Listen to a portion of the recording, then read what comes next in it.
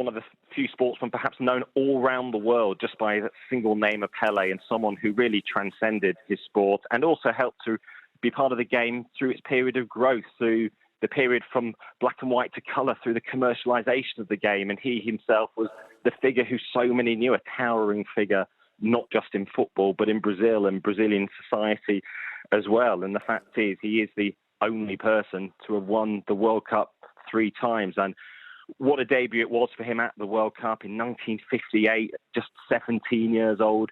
He carried them to victory, and although injuries then curtailed his involvement in 1962, he was still there at the start of the tournament when Brazil won yet again, defended their title, and he was determined to return to the World Cup to play a huge part himself, and that came in 1970 when he won the World Cup, scoring in the final in the victory over Italy and Mexico.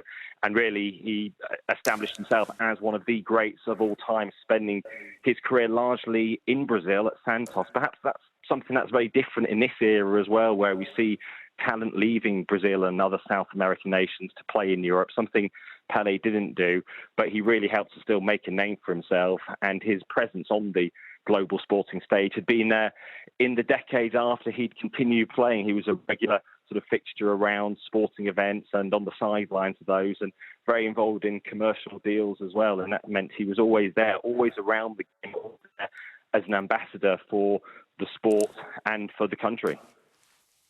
And Robert should just say that Pele's death has been confirmed now by his daughter on Instagram. And you were at the World Cup. I gather that Pele was able to see a few of the games that were played at that extraordinary World Cup. The Brazil team, of course, parading that banner in one of the games. Kylian Mbappe tweeting, "Pray for the King," during the World Cup.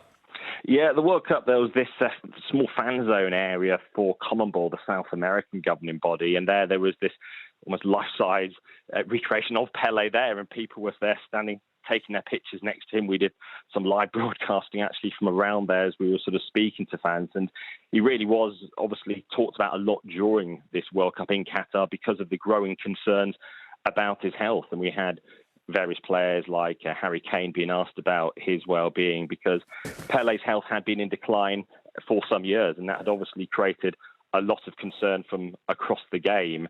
And yet there he was posting on Instagram at the moment of the final in Qatar less than 2 weeks ago when Messi finally won a World Cup, and he talked about how football continues to tell its story as always in an enthralling way. That's what Pele said on Instagram, and he was talking about what a gift it was to watch this spectacle, to the future of our sport, and really he was sort of seeing the future of the sport in strong hands. And he was in hospital at the time in Sao Paulo as those concerns were growing about his health, but he was very much talking about the ongoing and current state of the game and the generation still playing their role. And obviously Messi finally winning a World Cup did create new debate about who perhaps is the greatest of all time, him or Diego Maradona, his fellow Argentine. And of course, for many, it was Pele who stands above the rest of them as being the greatest of all time.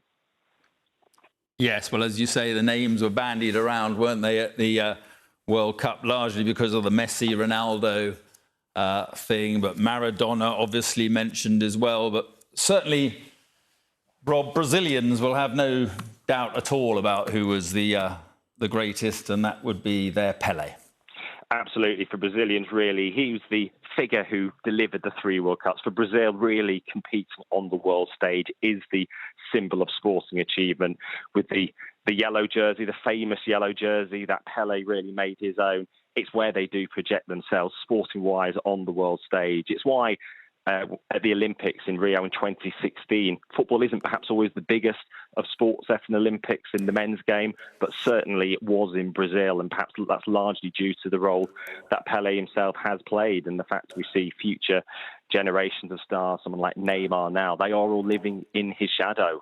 So many players are living in his shadow, and Pele also really helped to reach audiences beyond traditional football heartlands as well, particularly in North America, in the United States. Pele was one of those players who was sort of widely known, who'd feature in sort of in non-sporting context too, and all around the world, even if you weren't someone who was perhaps necessarily a fan of the game always, Pele really was the figure who helped to stand out above them all. And it's because of his elegance, his grace on the pitch, his goals, and obviously his scoring record is debated. How many goals are actually counted in terms of how many he did score for in his career, whether it was over 1,000 or how many are counted. But certainly it's his goals and his success on the pitch. Really, the fact we see so much of it televised, which generations in the decades beforehand, it wasn't captured on camera as much, but certainly we see a lot of Pele's achievements captured in that way forevermore, and they do provide that lasting legacy of Pele really helping to grow the game into the true global sport that it is today. We saw that during the World Cup, certainly in Qatar in recent weeks, and he really has been the sort of the standard bearer of what we do know as the global sport, the beautiful game for so many.